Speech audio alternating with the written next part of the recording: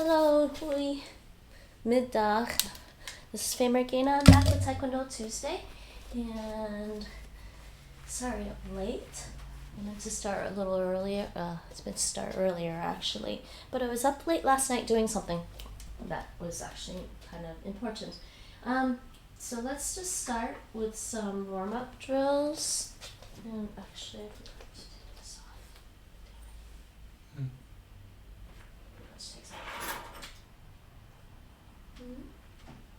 What was that for? No, it's okay. I'll put it away. I might forget otherwise. Okay. Sorry about that. I forgot to do something.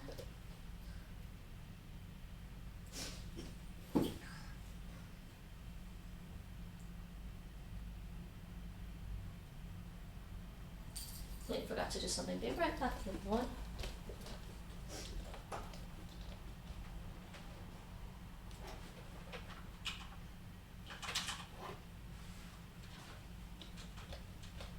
Alright, let's do some warm-up exercises. Those are standard Taekwondo warm-up exercises. Just turn that way. Alright, and neck. Hana, two, set, net, dasa, yasa, ilgo, yuro, aho, and yo. And half circle rotations to the front, counting to 5 in Korean.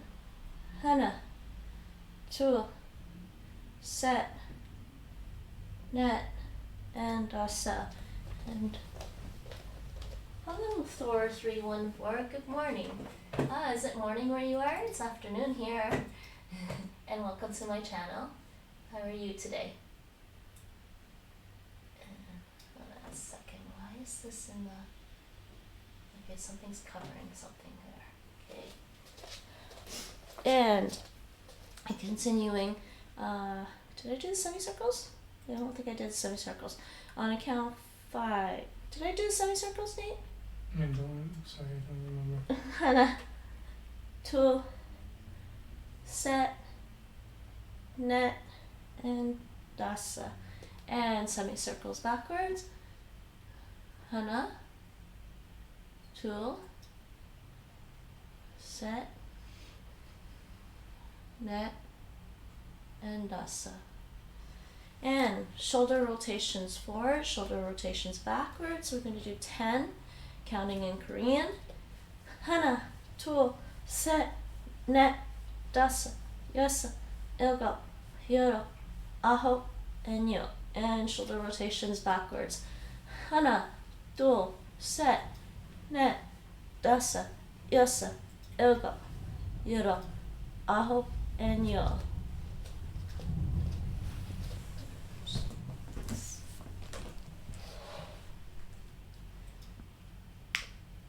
I am in Europe, yes. I'm not from Europe, actually.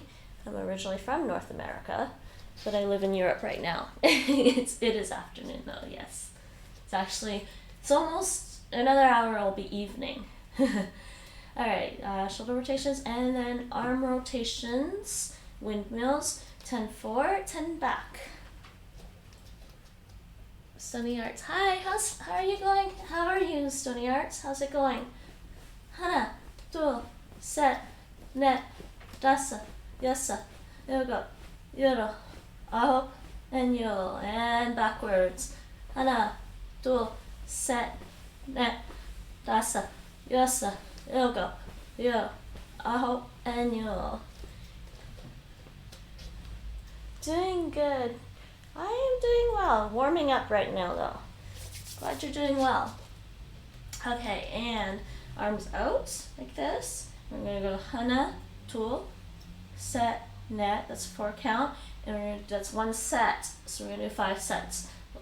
Hana, two, set, net, hana. Hana, two, set, net, two. Hana, two, set, net, set. Hana, two, set, net, net. Hana, two, set, net, dasa. And arms like this. We're going to do a torso twist. Okay, so 2.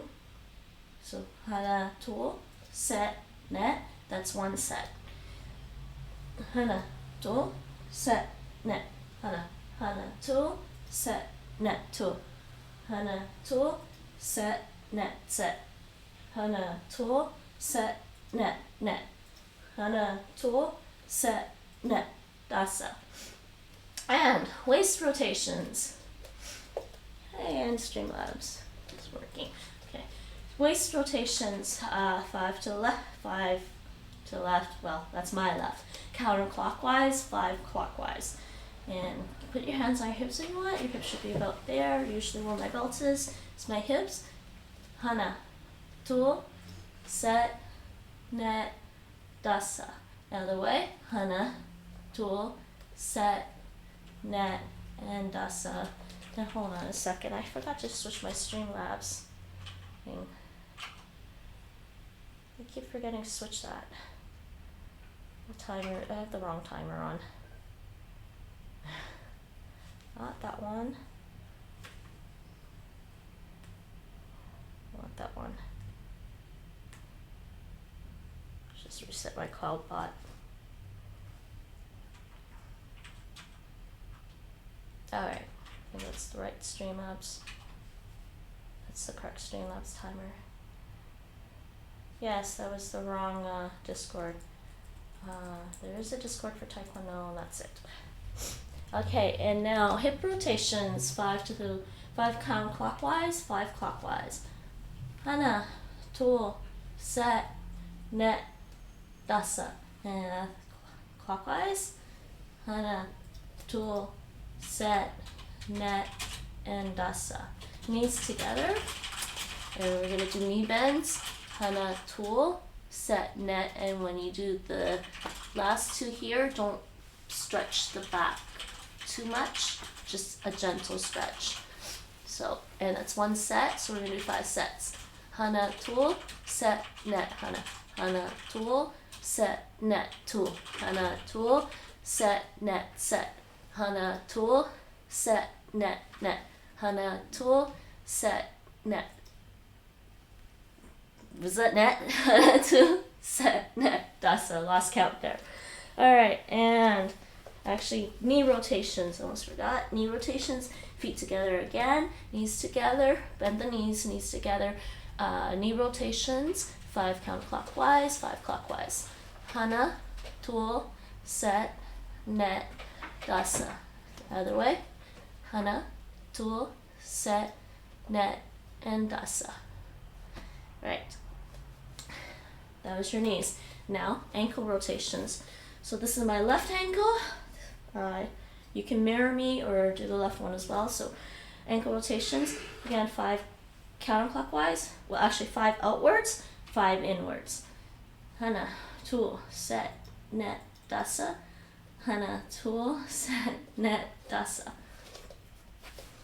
And other ankle. 하나, 둘, 셋, 넷, 다섯. And inwards. 하나, 둘, 셋, 넷, 다섯. Okay, and the other way, you can shake out your feet too if you want. Just grab your foot, grab your leg, relax your foot, and you can shake it out too. That should help with your ankles. If you still feel like they're a little tight, grab the other foot as well. Shake out your ankle. Good.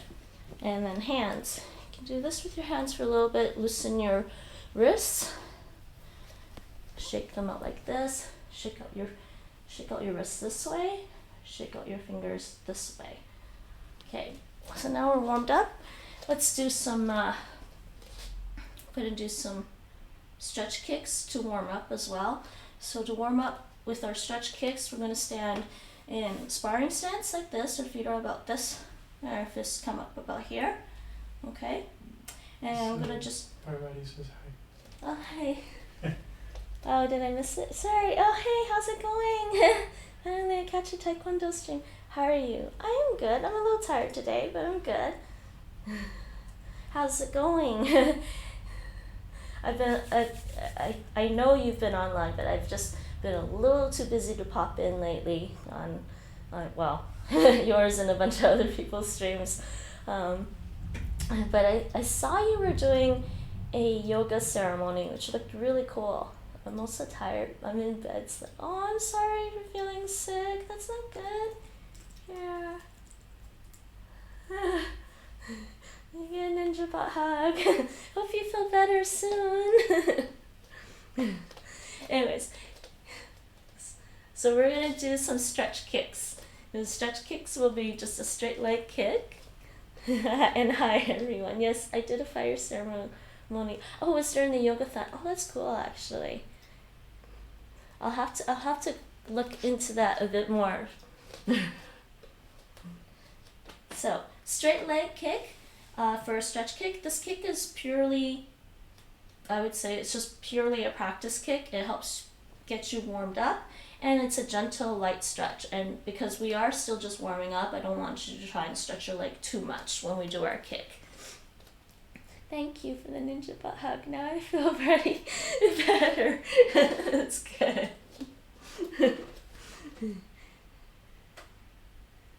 Commander. Oh, hey. Oh, hey.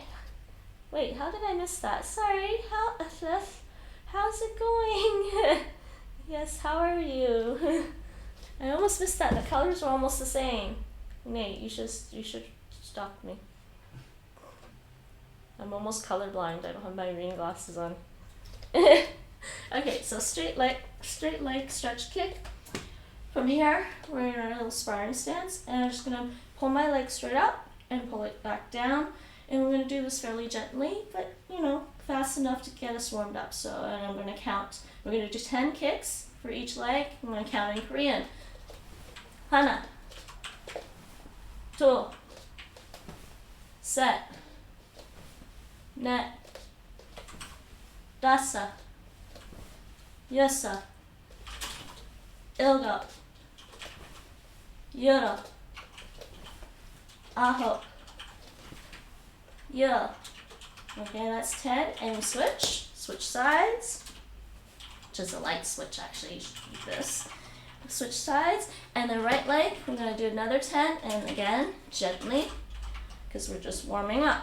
So, 하나, 둘, 셋, 넷, 다섯, 여섯, 일곱, 여덟, 아홉, and 열.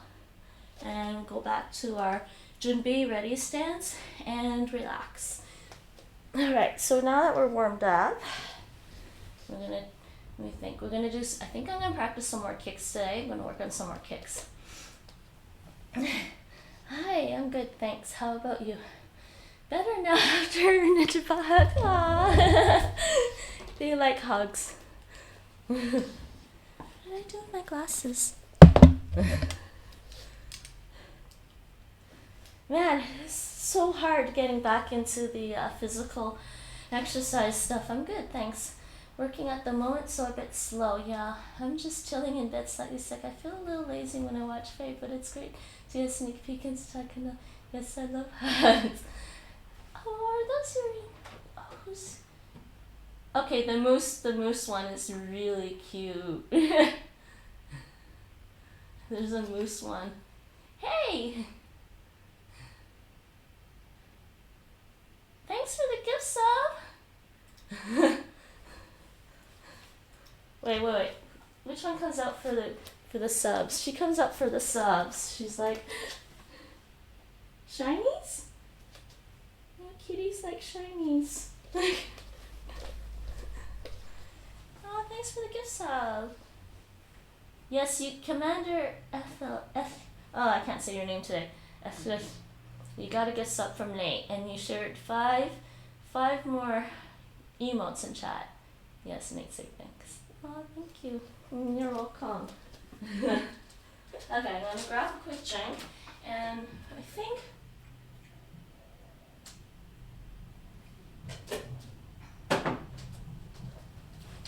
let's do some more kicks.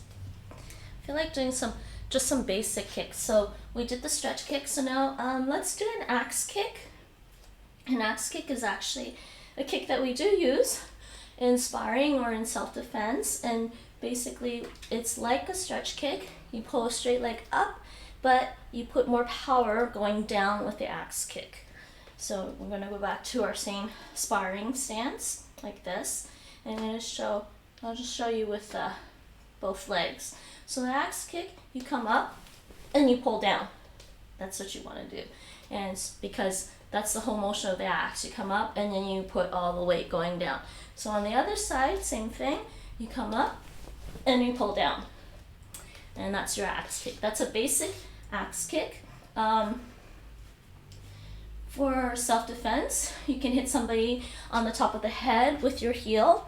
In sparring, I think they might change the rules in Taekwondo sparring competitions.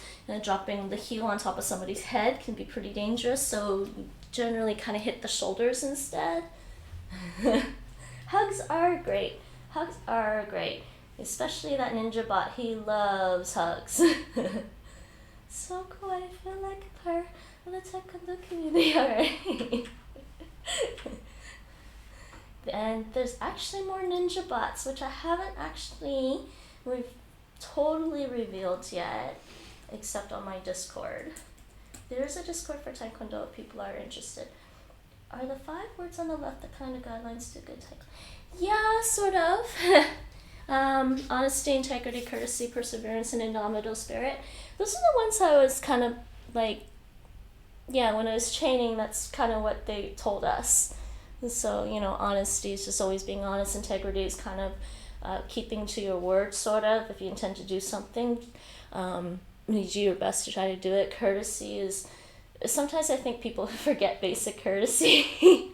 Just being nice to people sometimes is basic courtesy. Perseverance, obviously. And sometimes there's obstacles, but if you really want to do something, you try to do it. You persevere. And indomitable spirit is kind of tied in with perseverance.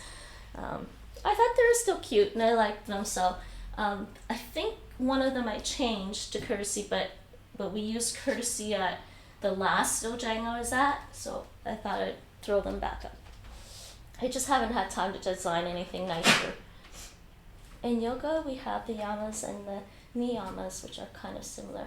That's cool, actually. I don't actually know a lot about yoga. I really should look into it more.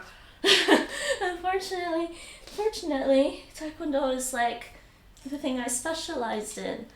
So, but it's cool that they're very similar, that some are similar. All right, so let's try 10 axe kicks. We're gonna do 10 each leg. And yes, I think if people haven't checked out, you can check out Issa's yoga stream. Actually, I'm gonna give you a shout out because your stream is pretty cool and chill. I actually really like that it's cool and chill and relaxed. Okay, so axe kick, straight up and then straight down, and we're gonna do 10 each leg. We're gonna count in Korean, okay? And also, if you find that sometimes you're a little slow, remember when you're in a sparring stance, you should be able to bounce on your toes a little bit, like this, okay? So 10 axe kicks. You ready? Hana. Well, that was bad. 2. Set. Net. Dasa. Yasa. Ilga. Yura. Ahop. And yo. And we switch sides. I'm a little tired today. I was up late last night doing some stuff, so kind of had a sort of a deadline that I wanted to meet, so I was up late doing some stuff. Alright, so switch right leg, and I'm out of breath already. This is so bad, being in lockdown. Okay, 10 kicks, 10 axe kicks with my left leg. Go. Hana. Ooh, I'm losing my balance. 2. Set. Net.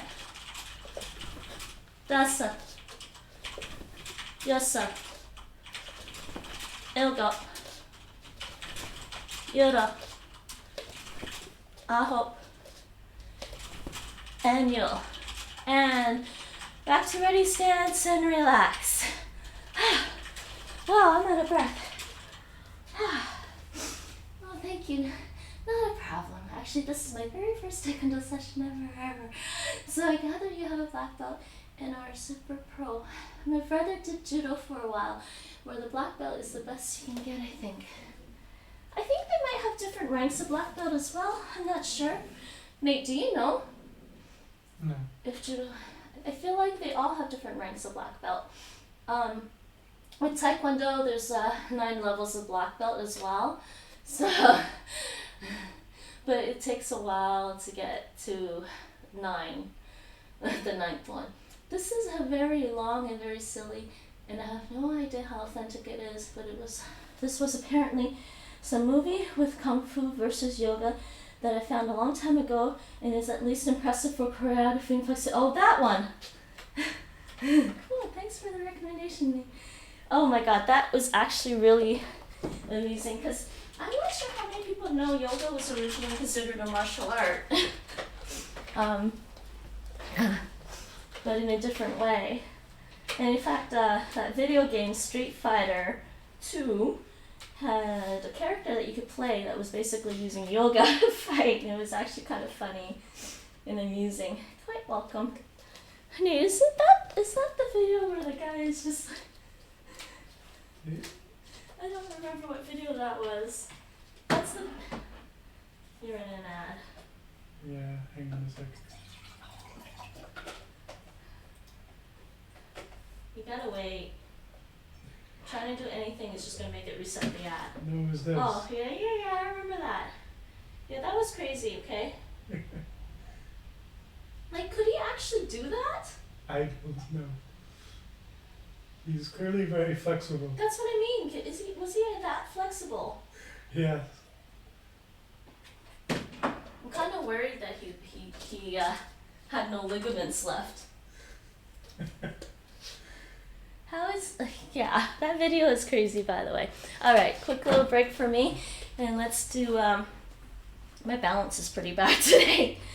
Let's do some crescent kicks. So crescent kicks in Taekwondo. So the axe kick in Taekwondo, like I said, is a motion where you come straight up, and then you pull downwards with your leg to apply power in the attack. And then for the crescent kick, what we're going to do is we're going to come up slightly to the side and you go across. And you can come up this way and across. So this way would be inside to outside crescent kick, and this way would be outside to inside crescent kick. So, let me catch my breath, and we'll try to do 10 each leg for both of those different types of crescent kicks. So back into sparring stance, and we're going to do outside to inside first on my right leg, and we're going to count in Korean. Let's see if I can do this okay. Actually, yeah. So actually I should show you what I mean first before I do the 10 sets. So just come up and across. That's what you want to do. Straight up. Whoops, that is wrong. Straight up and across. So remember, you want to come across and not arc down. All right. And same with the other leg. You want to come up and go, whoops. It's so hard to do slowly. Okay. Anyways, so I'm going to do 10 and 10. And I am a little out of practice. How badly out of practice am I? I feel so badly out of practice, especially today because I'm tired.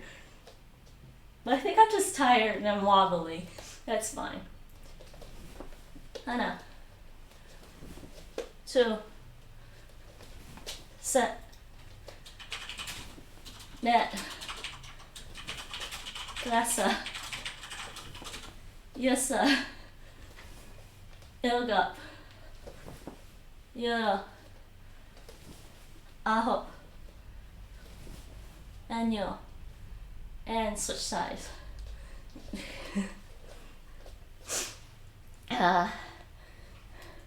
What are the sounds you're uttering while kicking, sir? Yes, I'm counting in Korean. Yeah, I count in Korean because it's originally from Korea, and they taught us a little bit of Korean terminology. So yeah, I'm counting in Korean. It's basically, Nate, do you want to type it in chat how it is? How we count in Korean, or do you not know? Hana, something like tul, se. This is approximate. No, they're just the romanization. Dasa. Yes. Look up. Yudo. I hope. And you. That's the approximate counting in Korean that I'm doing.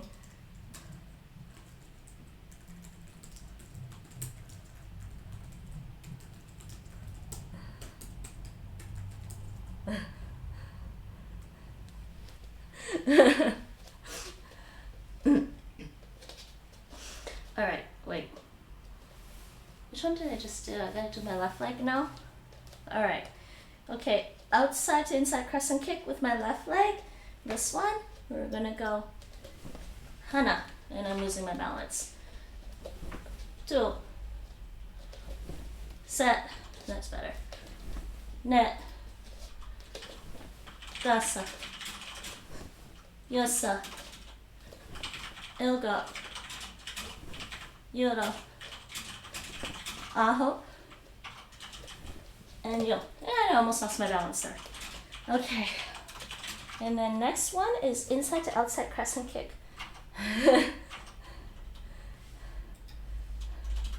Oh, why? Oh, I still have that timer on. Why do I have that timer on still? I set up my Streamlabs to do different timers for different streams, but I keep forgetting to switch them around.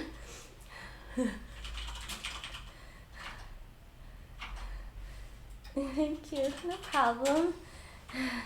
And yes, Streamlabs is letting everyone know I will be streaming on December 25th and 31st. And Nate, who's sitting here typing in the background and in chat right now, will be a guest star. It's also very meditative, really a lot like yoga. Which one, the counting?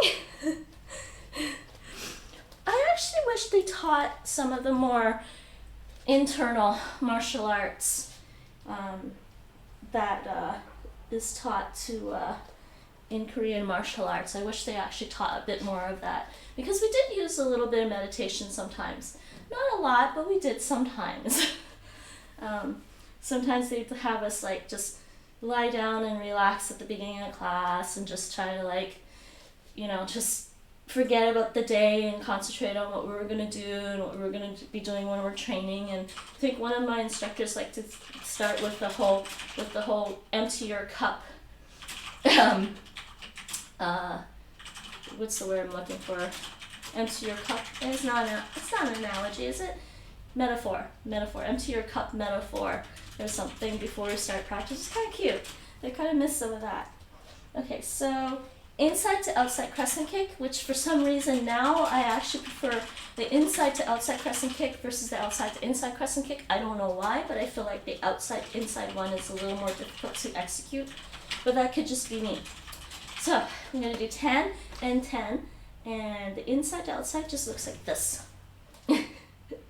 And on this leg, yes, so we come across, come up across first, and then we go across again.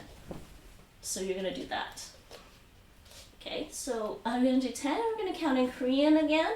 So, 하나, 둘, 셋, 넷, 다섯, 여섯, 일곱, 여덟, 아홉, and 열. And switch. And the other leg, why am I so far back? I don't need to be this far back. Other leg, we're going to do this one. Hana. I have more balance issues on my right leg. 2, 셋, 넷, 다섯, 여섯, 일곱, 여덟, 아홉, and 열. And that one wasn't too good, actually. Oh yeah, thank you, Nate.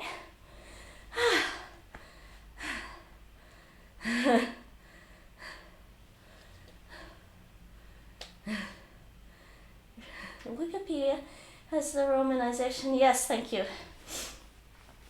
That's probably the official romanization name. Yes. It kind of looks like this is actually, wait, is this one Adidas? I think it is. Here, check my tag. I think it is an Adidas one. Okay, Pearl. Can't tell. Did you just rip it? No, I thought it said Adidas back there. I don't know. It probably is an Adidas one. It could well be. I just don't remember if there's a Adidas logo anywhere on here. But I did buy an Adidas one. Yeah, the movement and the counting, staying focused, being present. Yeah, that's the one thing I really loved about doing martial arts is because, I mean, normal exercise for me can get really boring because it doesn't necessarily engage my brain. And my brain is like, I think I have a hyperactive brain because I'm always thinking about tons of things at the same time, like complicated things at the same time.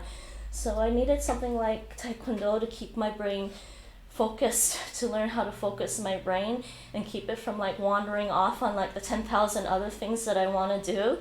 So I found I liked that with Taekwondo. Taekwondo also has patterns that they call pumse in Korean, and it's actually, I should talk to you over here.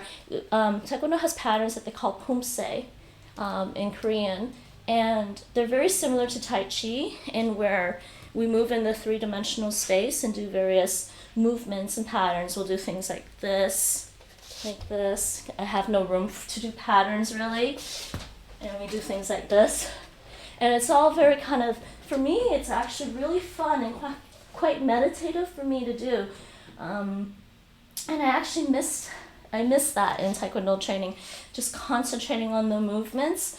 And it's quite engaging with both your mind and the body, which I really enjoyed. I can see that.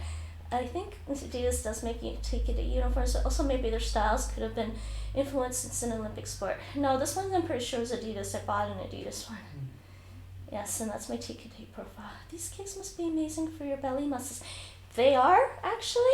When you get into higher levels, it's hard to really notice it at the beginning, but I think when you get to higher levels in Taekwondo, and if you're doing multiple kicking exercises, like we do some multiple kicking exercises where it's kind of like running down the floor doing kicks or like that. When you get more advanced and you're doing kicks where you're actually coming up all the way here, yeah, you are kind of like, to get better at it, you kind of have to crunch your stomach a little bit, so you're doing things like this to do your kicks, and when you're doing multiple kicks. So I also miss that aspect too. I haven't actually done that in a while. I think your brain is very normal there. Everyone's minds are all over the place at the same time. Yeah, I suppose. I see that a lot with some people. I think some people are, I don't know. I think some people are just more chill than me. Maybe not everyone. Alright, so did I do both legs? I did do both legs. So I'm going to take a quick sip of water.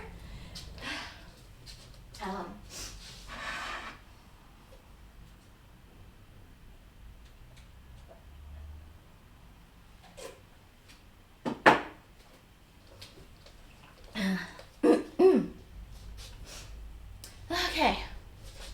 What's the time on here? 30 minutes already? I feel like it did a lot. Alright, so what I'm going to do next is I'm going to work more on technique and work on our balance and strengthening of the supporting leg, and we're going to do wall kicks or kicks utilizing the wall as backup. So what I'm going to do is I'm going to skip the front snap kick and, yes, Nate? Huh? Nothing. Oh. That's because you can't see into their minds. That's probably true. Being a scatterbrain is very human. I don't know, I've seen people who are very focused though, and I wonder how they do it. But I guess everyone has their moods. I mean, you do too, right, Nate? Some days you're really scattered, and other days you're super hyper-focused. Alright, so we're going to do wall kicks, and I'm going to skip the front snap kick and the roundhouse kick, and we're going to do side kicks. We're going to practice our side kicks using the wall to help us maintain a little balance, and it'll also help us develop strength on our supporting leg.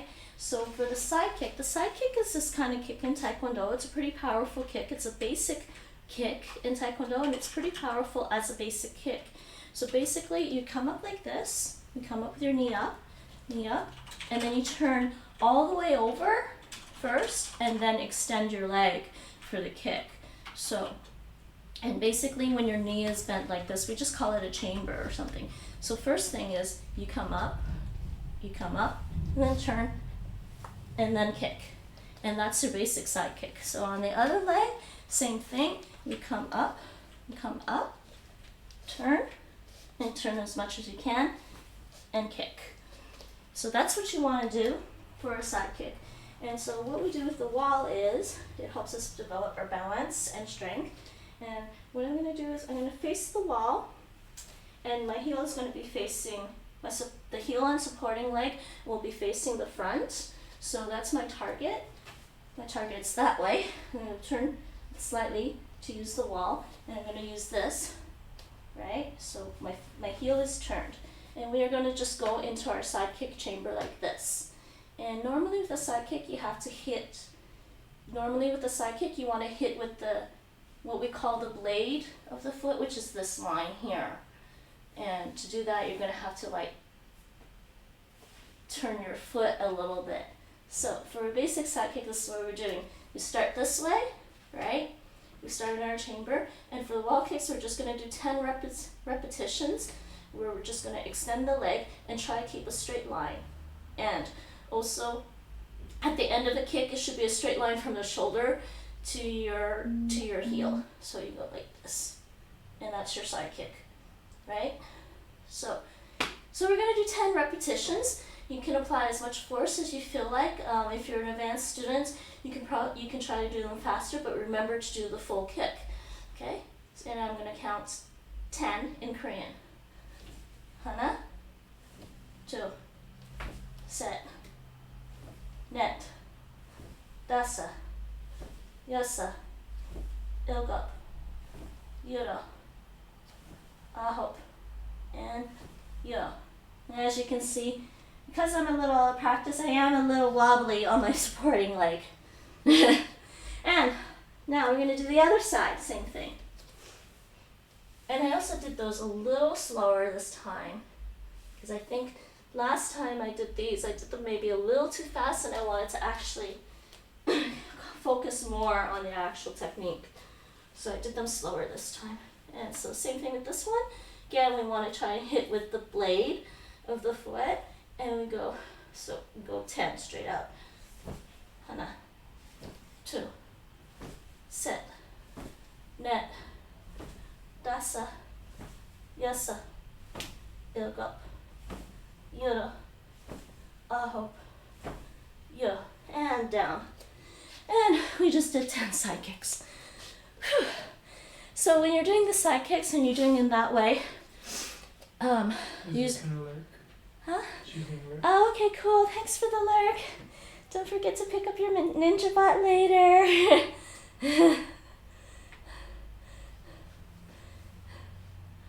Oh, you're welcome, Isa. It's nice to see you here.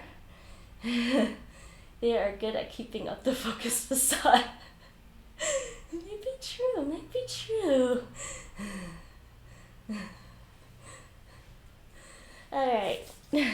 There is a lurk command actually. You can try the lurk command. Alright, so that was side kicks using the wall as practice. And if you're doing this properly with the wall, you should feel that the power for the side kick is all coming from this part of your body. It comes from your hip and butt muscles for the side kick, because it comes like this and you push out. That's the best way I can explain it. It's more like transferring the force and power from here along the leg forward. So that's what you want to do with your side kick. I'm going to take another breather. Grab a little sip of water.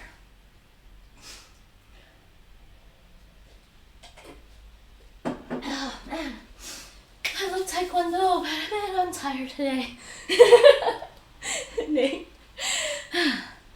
Okay, so the next kick we're we're gonna do is we're gonna do a hook kick with the wall. We're gonna try and do hook kicks. Now, hook kick is based off of a side kick, and so a side kick, normally we do a side kick, we execute it, and it goes on a straight line to a target right in front of you. Hook kick, however, what we're gonna do is, we still have a target in front of us, but with a hook kick, we're gonna do a side kick slightly off to the side, and keep the leg straight, and use your foot and pull it across. So you're using your leg, and then pull across. And you're gonna hit the target with the bottom of your foot. Nate likes to call this kick a foot slump. So, I can probably demonstrate how that works. So for the hook kick, you come across and you go across. So again, it comes up like this. You do a side kick to the side and you go across. And that's kind of middle, it should be higher. Normally I do higher when I'm actually doing a full kick. It's just harder to do them slowly. So again, come up, turn, right? You do this and you want to come across for your hook kick. So I personally think that was kind of crappy. But so what we're going to do is we're going to practice doing the kicking motion again with the wall. And so there's kind of a twofold power and force thing in the hook kick. The first initial power is when you extend the kick to the side, but then you gotta have a little bit of power to pull your leg across, because that's the foot slap. So you're gonna go out and pull across with your leg. So, using the wall for a hook kick. Where am I? Maybe I should go over here. So again, for this one, we're gonna go into the same position as our side kick chamber, right? Except we're gonna go off to the side. And then after you do the extension, you point your toes and pull across for your hook kick, right? If you want to go higher, normally you use a hook kick as a high kick. If you want to go higher, you would definitely just drop your body a bit and go higher like that if you want. But again, if you're not used to putting all your weight on your supporting foot, it might take some time getting used to doing the higher kicks, because when you do the higher kicks, you are going to drop your body a little bit. So we are going to do 10 each leg, like I did with the side kicks. Okay, and actually hook kick is one of my favorite kicks too. So hook kick time, I'm going to do 10. I'm going to try and go higher. Okay, and I'm going to slow. Hana, 2, set, net, oops, dasa, yasa, ilgo, yoro, aho, and yo. Yeah, I guess there's a box there. All right, other leg on the wall. Same thing, hook kick. So I'm gonna actually go lower. Oh, another thing too, when you're doing these, you should probably start by bending your supporting leg. And in fact, you could probably do this just keeping your supporting leg slightly bent. I kind of forgot about that. So again, this side, hana, hana, toe, set, net, dasa, yosa, ilgo, yoro, aho, and yo, and down. Alright, so we did 10 hook kicks, and you will also, again, because you're using a side kick motion at the beginning, you feel power coming from your hip in here, and also you will feel power, so you will engage some of the muscles along here more too when you do the pull across. So you'll feel it over here. You'll probably feel later on, if you are doing these, like if you're doing these with me right now, later on you might feel a little bit of tension here because you're using these muscles that you probably don't use very often otherwise. All right, need to breathe. Okay, everyone else, breathe. And as usual, You can do these exercises at your own pace, at your own kind of skill level. If you're a beginner, you can do them slower than what I'm doing, or about the same pace. If you're an advanced student, feel free to do them faster. I'm maybe about 5 years out of training, aside from doing my Taekwondo streams, so I'm having a little bit of trouble maintaining pace and speed, and I'm still trying to get some of my techniques back to where they were. And in case people are watching and wondering, yes, I am pretty, I do think proper technique is one of the key things in Taekwondo. If you want to be pretty good at Taekwondo, it's important to get the techniques right. Because fundamentally, from personal experience, a good technique translates into power and force that you otherwise wouldn't have, and also at the same time speed. You don't sacrifice any speed by trying to get the power and force, because the speed will still be there, but the technique itself lends its way to applying more force and more power. There actually was a nice little documentary. Was it a documentary? Fight Science? I think so. I guess there's probably been a few documentary investigative videos done comparing different martial arts. I think one of them was Fight Science, and they were documenting how much power and force was applied for certain kicks, and as well also judging how fast the kicks were executed. And well, yes, there are more powerful kicks in Taekwondo, but some of the more powerful kicks, there are more powerful kicks than some of the kicks in Taekwondo, but some of these other powerful kicks, yes, they're arguably quite powerful, but they do sacrifice some things. They sacrifice speed for one, and they also sacrifice potentially being off balance or in a position you may not want to be in, like being on the ground or something, which, yeah, I think it's good to be able to defend yourself if you happen to fall to the ground, but after that, immediately get back up off the ground. It's not good to be on the ground fighting at all. But it was quite interesting watching the Fight Science. Yeah. So if you want, I feel like Taekwondo has a nice balance of speed and power. So that's one of the driving motivations for me with learning Taekwondo. And I initially started Taekwondo because I thought the kicks were pretty fast. I thought they looked fast and smooth and significantly powerful. They didn't have to be super powerful, but they were powerful enough. And that's why I started Taekwondo, because I thought the kicks were pretty impressive. And I'm talking about just normal kicks like they would use in sparring or something. I was watching sparring videos, and I was like, those kicks are pretty impressive. They're fast, but they don't seem to be fast with no power, and that's what I liked about it.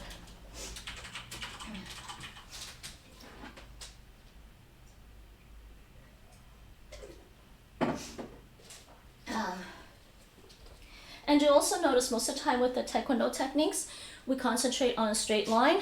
We don't do a lot of arcing motions with the hands and the feet, aside from like the crescent kick. But it's not really an arc across. It's like pulling your leg from point A to point B in a straight line. So Taekwondo, the premise with Taekwondo is the whole idea of a straight line.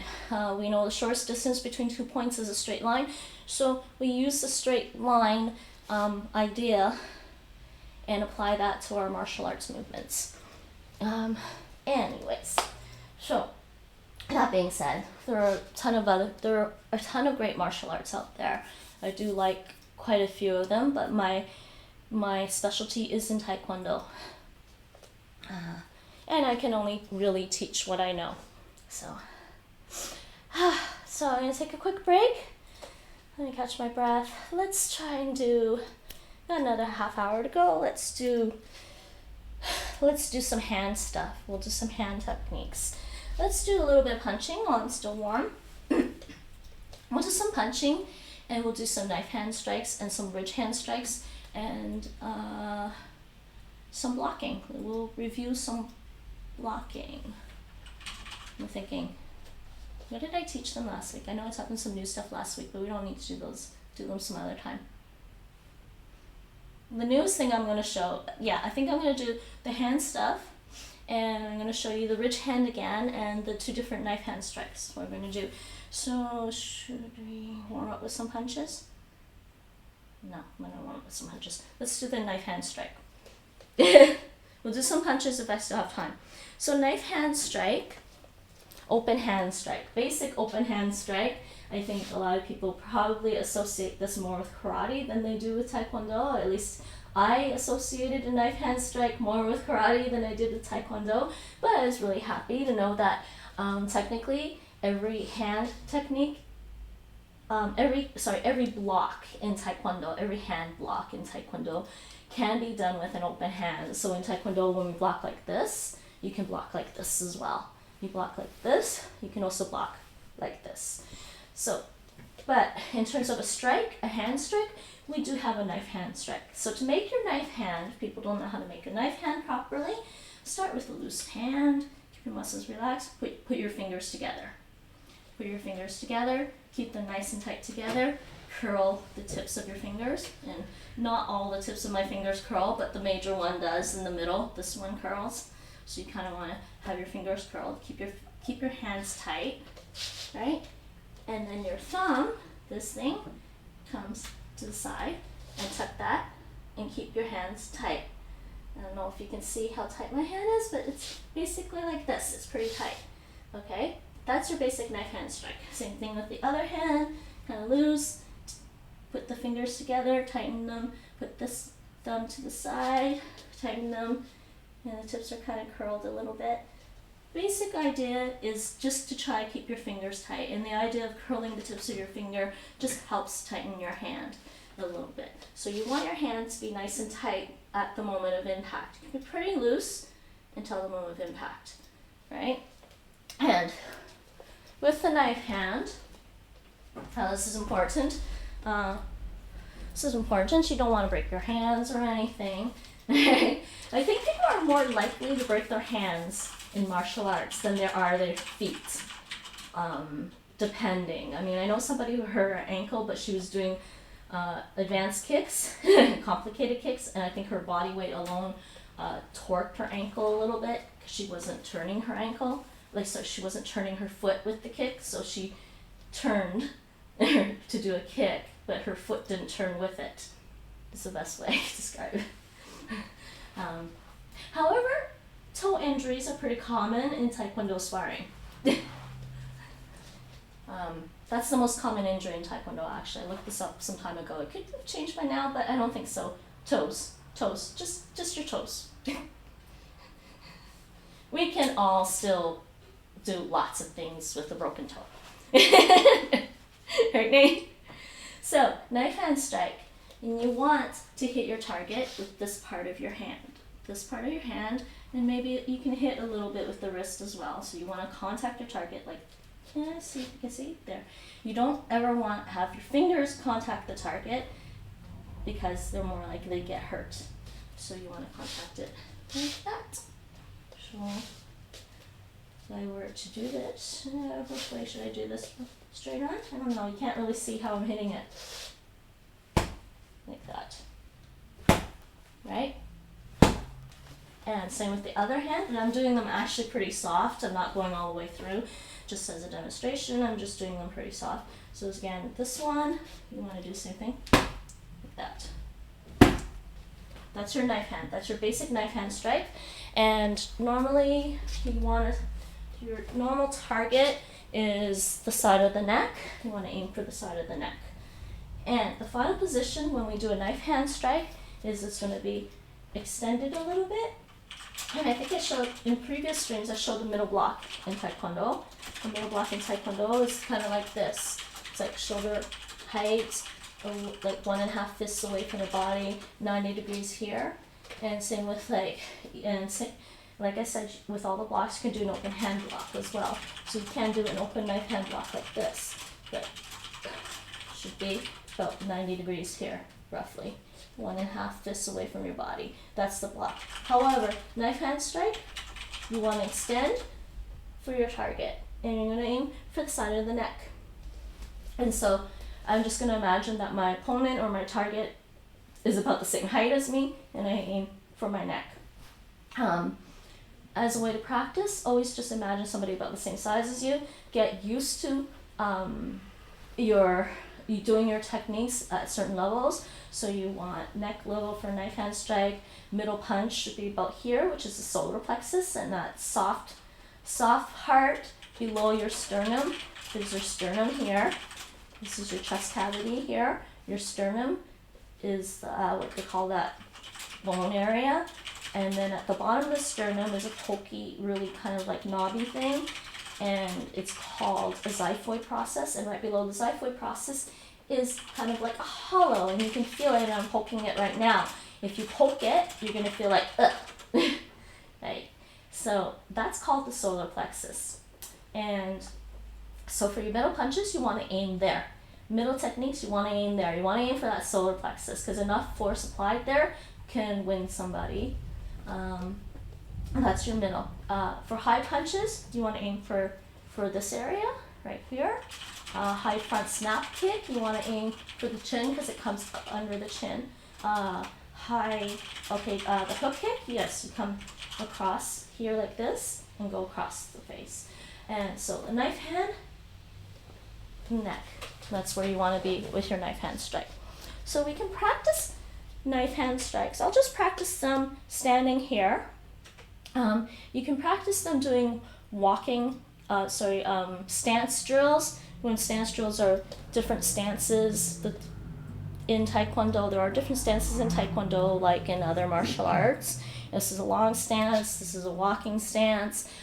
You can practice doing any of your hand techniques using stances and just going up and down the floor. So you would walk forward, you would walk backwards, you might walk forward, turn around, and go back the other way. Practice doing your blocks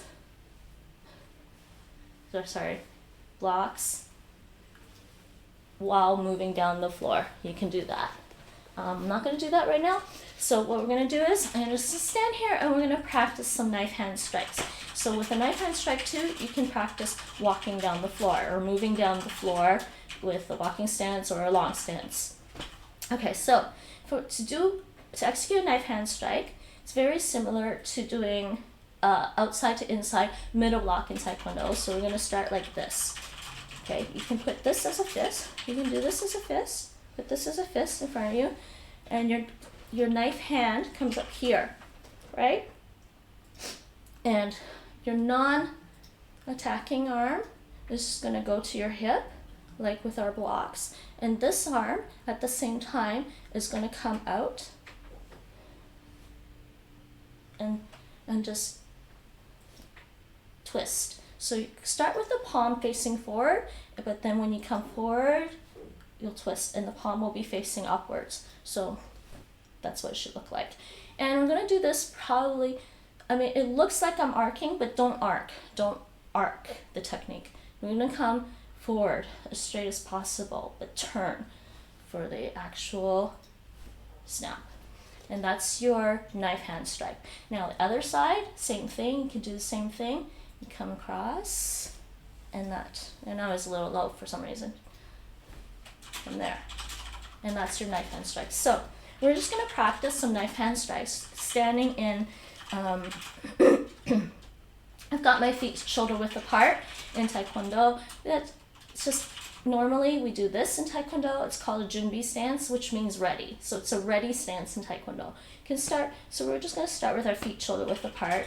Start from Junbi stance, and we're going to just go into this knife hand strike position with the left hand, and starting with the right hand, we're going to do 10, and we're going to alternate. So we're just going to go hana, two, set, net, dasa, yasa, ilgo, yuro, aho, and yo, and junbi. And you may have noticed that I can actually hide my knife hand, but then execute it. You can do that. I don't think that there's anything wrong with doing this and then having it come out. It works just as fine. But to teach beginners, yes, so that they can visualize it and just not worry about that part later, about whether or not they start with closed fists and end up in this. Just start with an open hand to begin with and just practice it that way.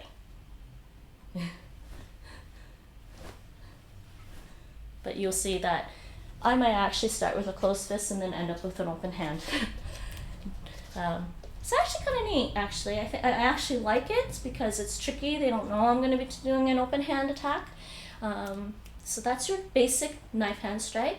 And as you can see, you can consider it as coming from the outside to in. I'm going to show you another knife hand strike, which is, I don't know how to call this, actually. But it's an inside knife hand strike. I guess this could be inside to outside knife hand strike, basically. So the other knife hand strike, we're going to start basically like this, right? Going to start, keep your fist closed here. And this is going to be, you know, your non-attacking arm is going to go to your hips. And then this one, at the same time as this goes, this arm is going to come out and do that. That's another knife hand strike.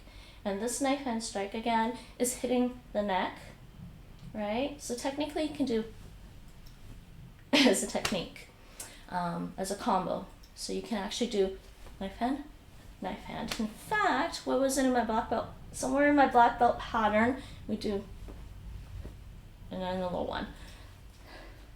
That was actually an attack, wasn't it, Nate?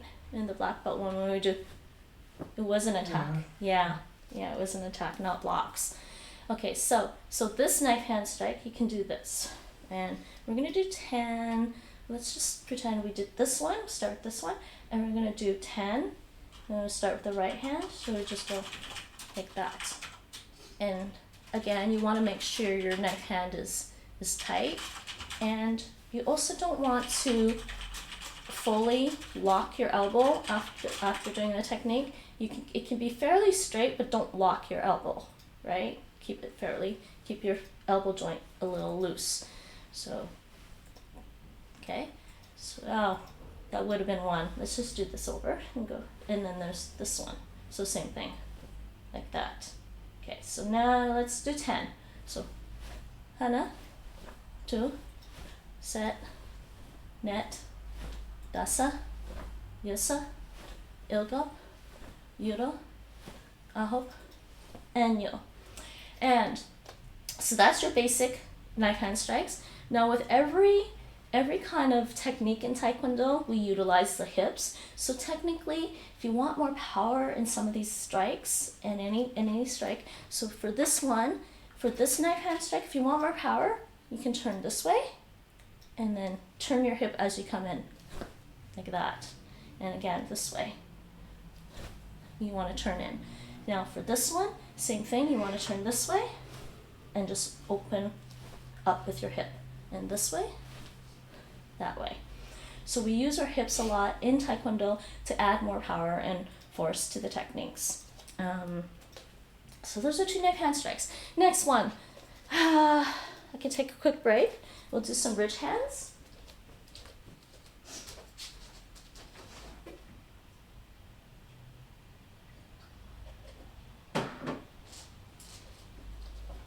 Let's do some bridge hands, everyone. And bridge hands have actually I actually like the bridge hand more than I like the knife hand strikes actually now. I don't know why, they just feel more natural to me. It's kind of like, I don't know, it's weird. As I progressed and got further into Taekwondo, some of my preferences have changed. I was like, you know, when I first learned outside to inside crescent kick, I was like, hey, this is cool. But as I progressed, I found inside to outside crescent kick is actually my preference for some reason. I actually like it. It feels faster, actually. I feel like I can execute the inside to outside crescent kick faster. And it's also kind of sneaky because it comes across first and then it comes across and then it goes across again.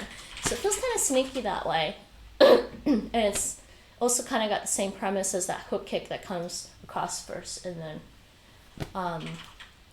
And yeah, and so I also ended up liking the rich hand more than I like the knife hand for some reason.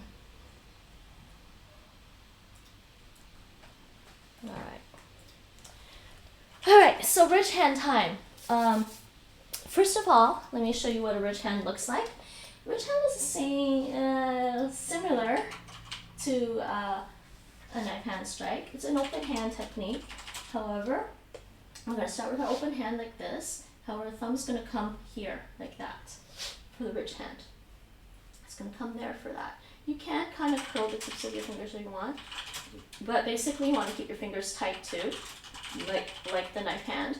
Keep your palm tight, and the thumb's going to come here. So, if you can't see, that's where my thumb is.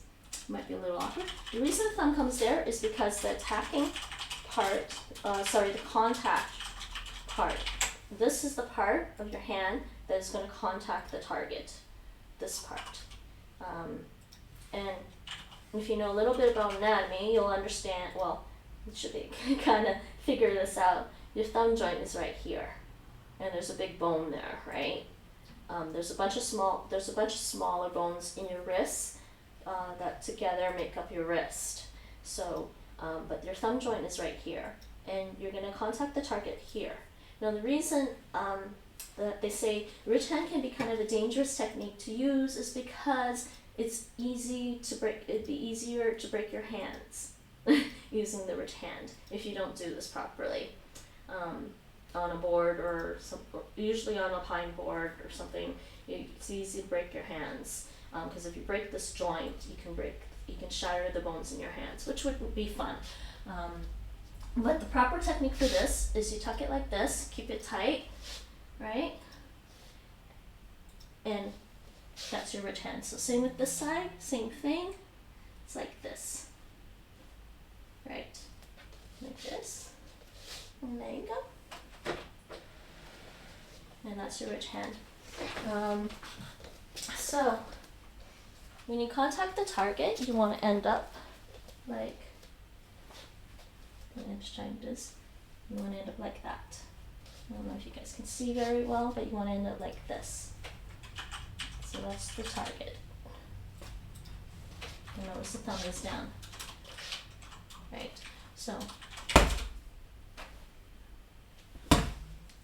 again, and I'm doing a very lazy rich hand just to demonstrate how to contact the target. So again, with this one, same thing. You want to contact like that.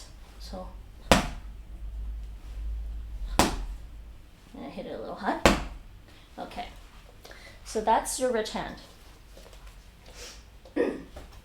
So to practice your rich hand, we will practice 10 rich hands. I mean, you could practice it on the target, but I'd have to hold the target myself, which makes it harder to practice. So we're just going to practice our rich hands like we did the knife hands, just like here. And let me think, how did I practice it last time? I think just here, right? So generally with the rich hand, you're just going to kind of come out from the hip, sort of your waist or your hip. You're going to hold your rich hand over here like this, and you're just going to come out as straight as possible. I prefer going straight. Some people do rich hand this way, especially for board breaking. I don't like that technique. I feel like it loses some power and speed. I think the arcing motion, to me, it feels like it drags the power and force out of the rich hand. But that's just me. That could just be me. I don't know. If you can do this properly, coming straight, and just last minute, just turn. So again, rich hand, you can aim for the neck if you, I would say aim for the neck. You could also aim for other parts of the body. You could aim for the side of the head, but I would not recommend doing this technique in that, unless you're in a very serious self-defense situation. Don't hit somebody in the side of the head, okay? You could seriously hurt somebody. So let's practice our rich hands, and you don't really need to do much with this if you want. You can just go, you can just do this. So we're gonna go. And again, to add more power, we can use our hips. So we can go like this, and there's your power. That's your rich hand. And this one as well. Actually, I don't think I did 10 reps last time, Nate. So this one as well, you want to go and just have it pop up. And try to keep your fingers tight. I think mine were a little loose there. That's not good.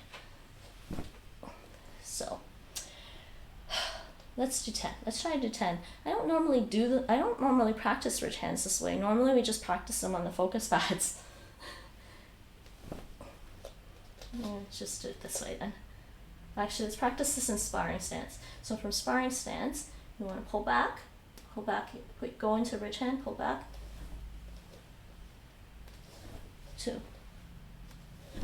Set. Net. Dasa. Yosa. Ilga. Yoda. Aho. And yeah. And let's switch to the other side. Yeah, I actually like practicing this in the sparring stance instead. Okay, other hand, ridge hand. So I'm going to be in my sparring stance, and we're going to practice. You can put your hands in a ridge hand position first if you want, and then do it. So go hana, 2, set, net, dasa, yosa, ilgop. I didn't like that one. Ilgop, aho, and yo. And again, when we're doing the ridge hand techniques, remember to be careful with your elbow and not lock it at the end. Just extend, but don't lock your elbow too straight. Keep it fairly loose. All right, so it's been an hour and 15 minutes. I think what I'll do is I'm gonna do some stretches if I'm still warm enough. Hopefully I'm still warm enough for my stretches. I'm gonna get some water.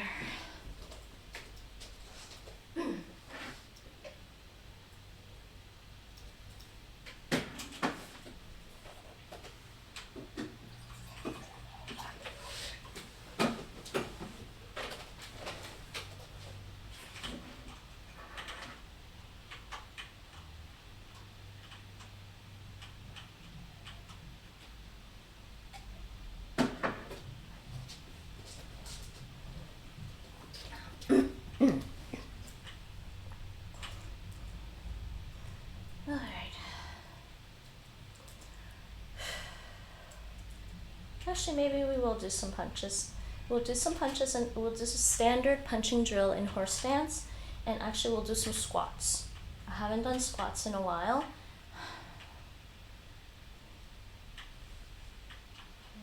Okay. And yeah.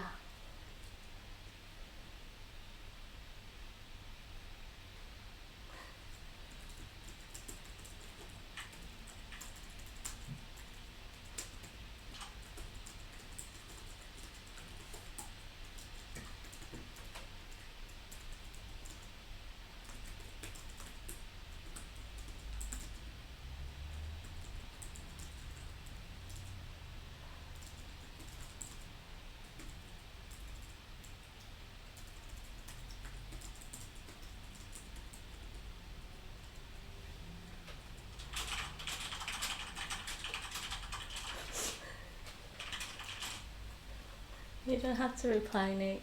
I just thought it was funny. Oh, excuse me 1 second.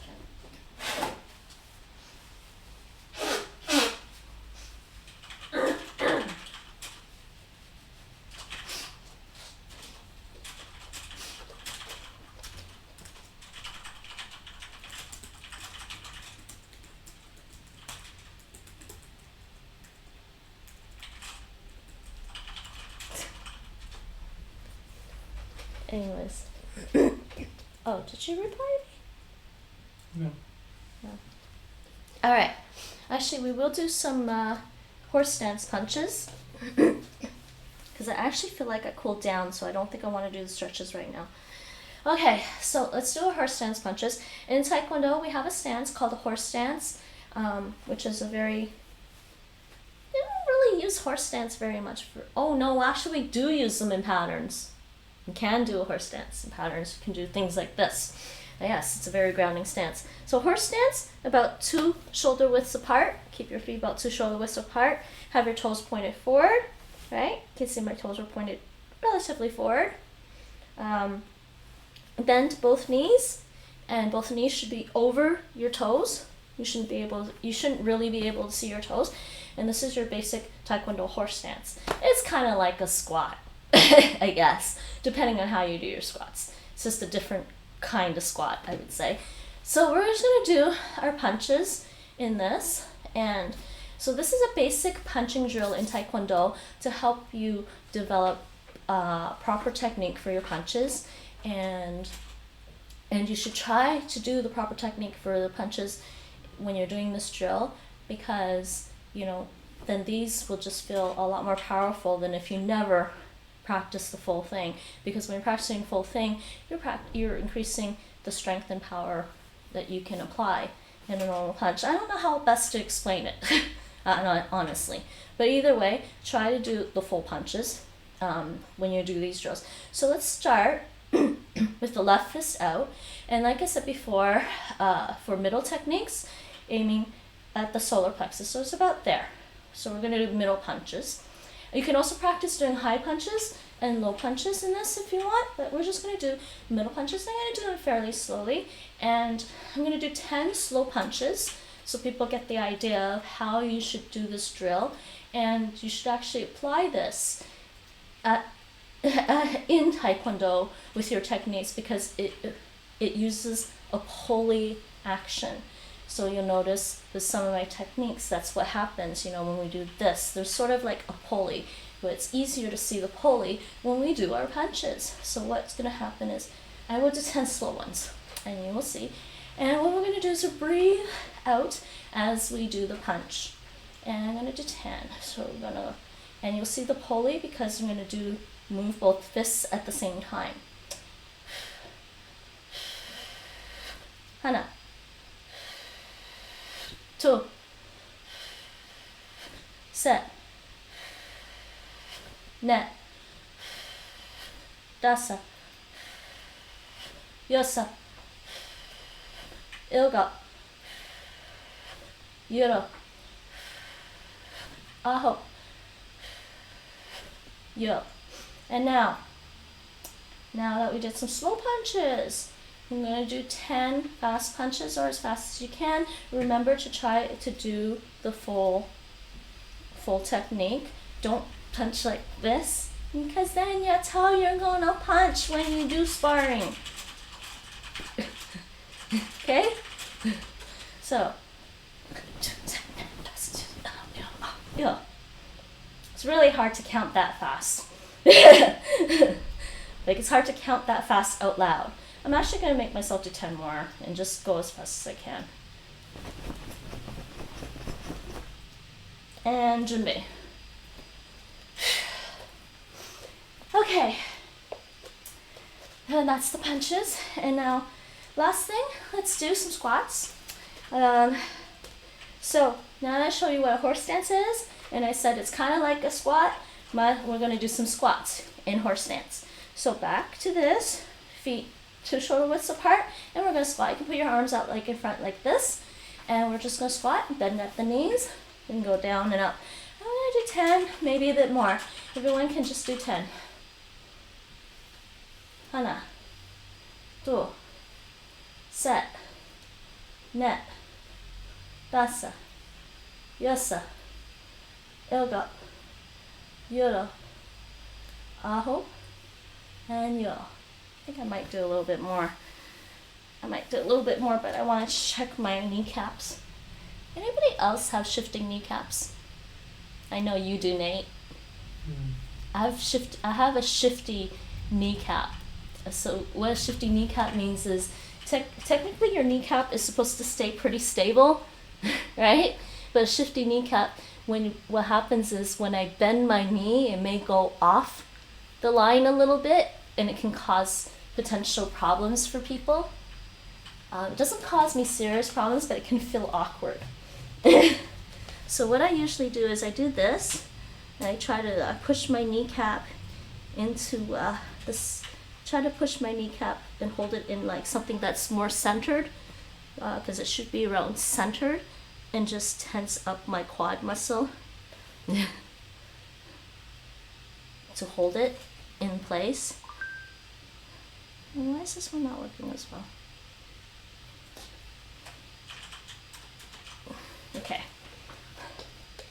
Yes, it's a weird thing, but I've actually knew somebody in the past who was doing Taekwondo, and he had to have surgery for his kneecap because the ligament on his kneecap was torn, completely torn off, and his kneecap was starting to shift up his leg.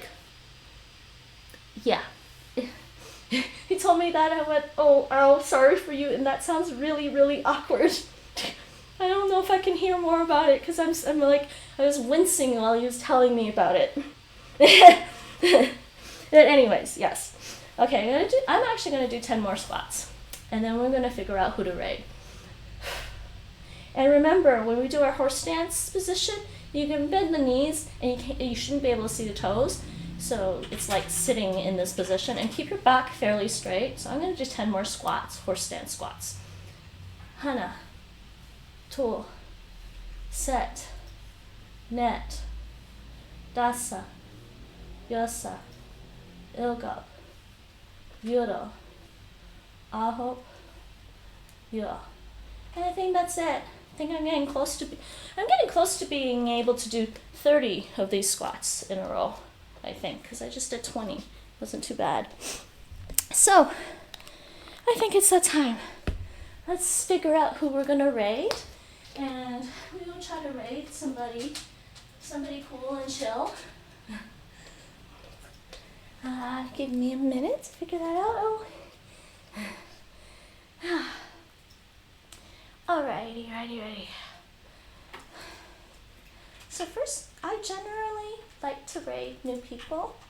I like to meet new people on Twitch, and usually I generally try to look for a pretty chill, cool streamer who isn't, sometimes I get tired of, I don't know about other people, but I generally like people who are not so full of themselves. So I like to look for a chill, cool streamer. And generally nice people. I understand, yes, Twitch is about monetization for a lot of people, and some people seems to be their predominant focus, but at the same time, how good of a business strategy is it to be unfriendly to other streamers on Twitch? I actually do have a background in business. I have a business degree, so as a general business practice, I think that's a bad business strategy to go with on Twitch. Even Twitch itself, if people actually read Creator Camp on Twitch, which is their advice about how to be a good Twitch streamer, they actually encourage you to learn to build your communities by reaching out to other streamers potentially, but not blatant self-promotion. Get to know your fellow streamers. So I do see some people that I know that are online. Let's see if I can find somebody new, cool, and chill, and friendly, or somewhat friendly. It's kind of hard sometimes. I also like to find people that actually know quite a bit, not just about working out, but part of working out a lot of people forget about is like you kind of have to know, you really do have to know what you're doing with your body, or you're more likely to hurt yourself.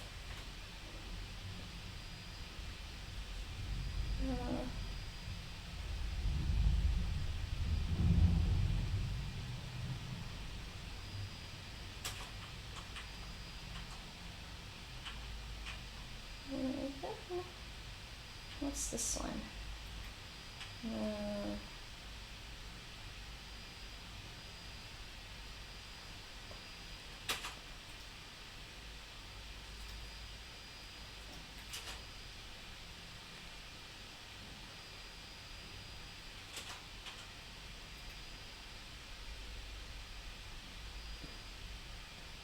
guess someone is doing like a dance stream. Do I want to check that out? Sometimes I'm not sure.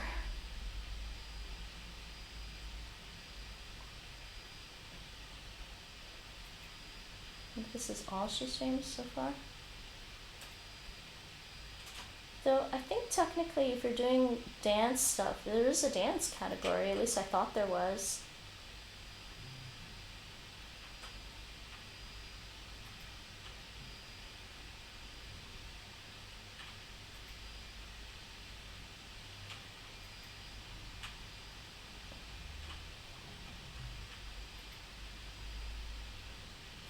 Yeah, it don't matter if you say no copyright infringements on your stream. If you're playing copyrighted music, you might get DMCA'd anyways, because you kind of misunderstanding the meaning of copyright infringement. Yeah, I think she should be in the dance category actually, but that's fine. I don't know about that one. Who's this?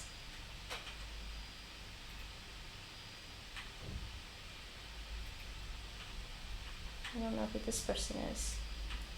Who's this one? This looks like one of their first streams. I don't know. Actually, it looks like somebody's at a. Oh. It looks like somebody's at a gym with other people, and they just put their mobile app on to stream it. Which I'm kind of not sure is legit, because unless you tell the other people that are in the class with you that they're going to be streamed, it's quite different than streaming a multiplayer game where somebody's multiplayer name might be streamed. These might be people that may not want to be streamed. But whatever. And I'm not Twitch's I'm not Twitch's, security check person, right? Okay, let's see. Who's this person? Person also plays Star Wars actually, which is cool.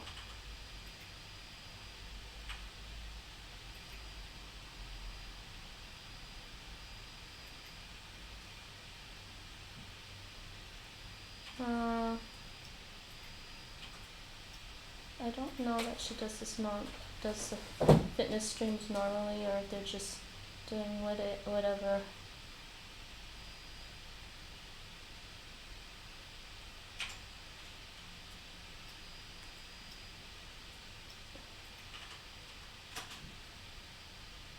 Okay, I don't know what that person's doing. It's always hard to find some good people in the. Well, this person speaks Czech. This one speaks French. I don't speak Czech. I would like to learn all the languages in the world, but, well, okay, you know what? Okay, I guess. Oh, actually, you know what? Oh, thanks for the stream. Yes, Ethel. Thanks for being here. I think actually what I'm gonna do is just host somebody, because it seems like the people just ran away while I was trying to find somebody to raid. I actually hate that. Why don't people like raids? Because either way, I would have just raided somebody I know as well, which is what I like to raid somebody new if I can, and then if not, I just raid somebody I already know. But okay, let's just host somebody. Yeah, we're gonna host somebody I already know. I would have raided him, but there's only like a couple of viewers right now, so we're just gonna host somebody I know.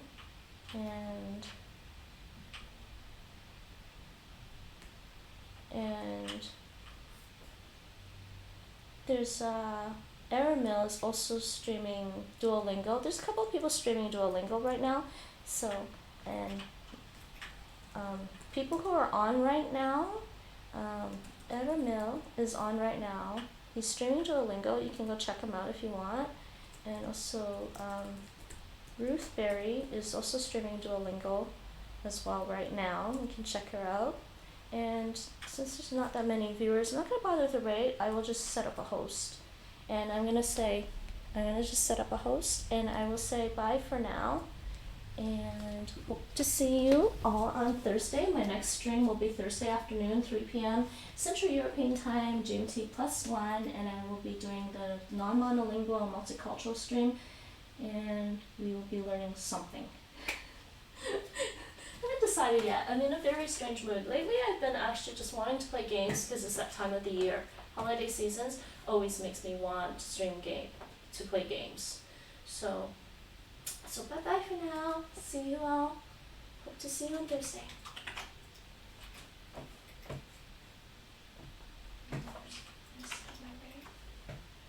Bye-bye.